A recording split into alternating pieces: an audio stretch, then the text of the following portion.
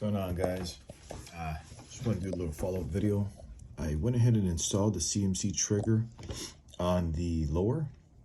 Just wanted to just show you guys a pretty simple process. It's a drop-in trigger, which makes it really easy to install. Literally, as it states, drop in, install these 2 pins, 2 screws, and use these 2 little keys that they provide, and boom, simple as that. But there she is. That is how she looks. Trying to give you a better picture like that. They do have a curved version. I opted for the flat version, as you guys can see. As I stated before, I've used these before in my AR-15 builds, and I love them. No complaints as of yet.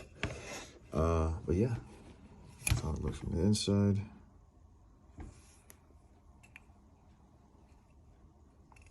Yeah, guys, this is it. So I'm gonna properly install the lower parts kit, which is, there it is, that and maybe the pistol grip, and I'll do another follow-up.